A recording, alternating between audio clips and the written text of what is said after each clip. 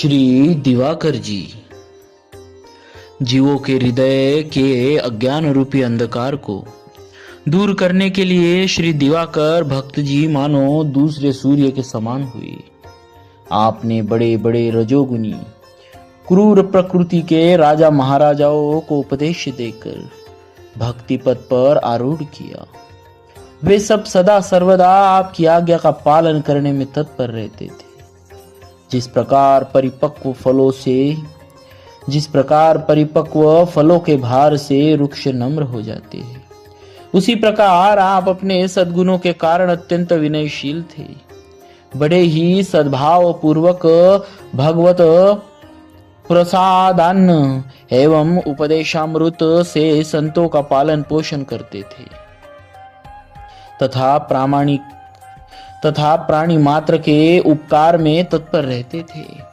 आप बात बात में भोला राम इस प्रकार का उच्चारण करते थे। भोला राम इस प्रकार का उच्चारण करते थे। सबके शुभ चिंतक तथा सब पर कृपा रखते थे। भक्तों की चरण रज को ही अपना सर्वस्व समझकर उसी की कामना याचना करते थे। आपने आजीवन भगवान श्री रामचंद्र जी के परमोज्वल गुणों का गान किया।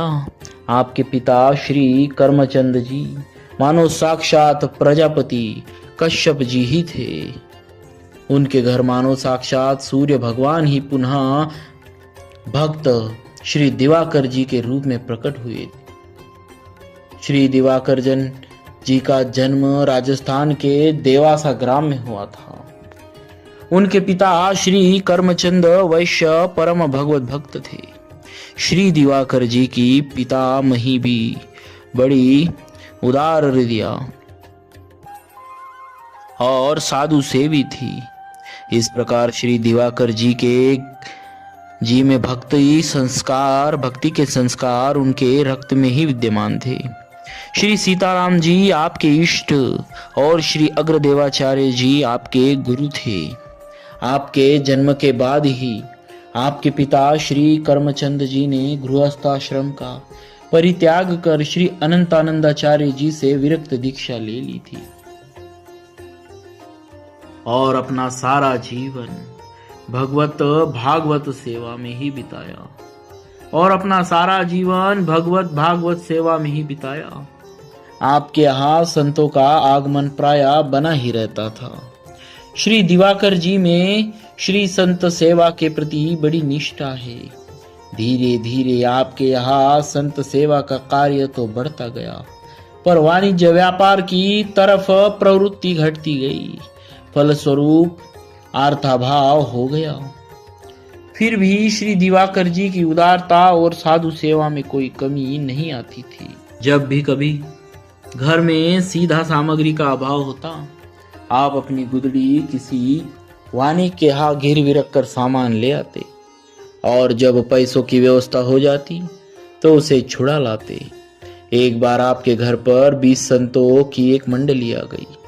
घर पर कुछ सीधा सामान था नहीं, अतः आपने अपनी गुदड़ी एक वाणी के यहाँ गिरवी रख दी और उससे खाद्य सामग्री लाकर संतों का सत्कार किया।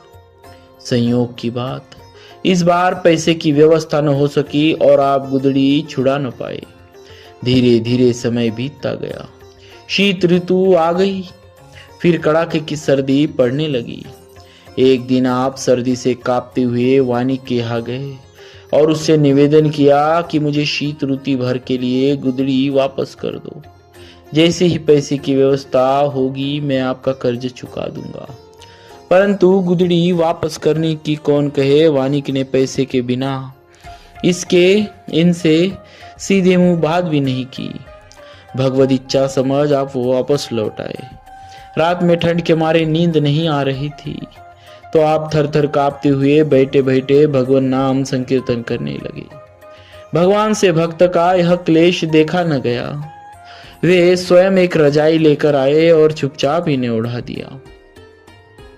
दूसरे दिन वानिक ने जब इन्हें नई रजाई ओढ़े देखा तो क्रोध में भरकर बोला कि मेरे पैसे तो दिए नहीं, और अपने लिए नई रजाई बनवा ली। ऐसा कहकर उस निर्दयी वानिक ने इनकी रजाई छीन ली। रात में ये फिर थर थर कांपते भगवान नाम संकीर्तन करने लगे। ठंड के कारण नींद तो आ नहीं रही थी। भगवान फिर आए और एक नई रजाई ओढ़ाकर चले गए। अगले दिन वानिक ने इनके पास फिर नई रजाई देखी तो वह आश्चर्यचकित हो गया। उसने जब रजाई कहां से आई पूछा तो आपने सब सच सच बता दिया।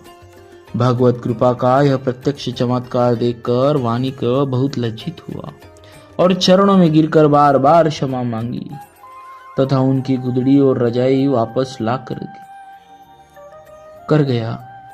धीरे धीरे यह चर्चा पूरे गांव में फैल गई। फिर क्या, गांव वालों ने इनका खूब सम्मान किया और सभी लोग इनके शिष्य बन गए।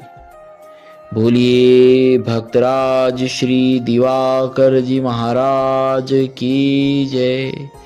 भक्तवत्सल भगवान की जय।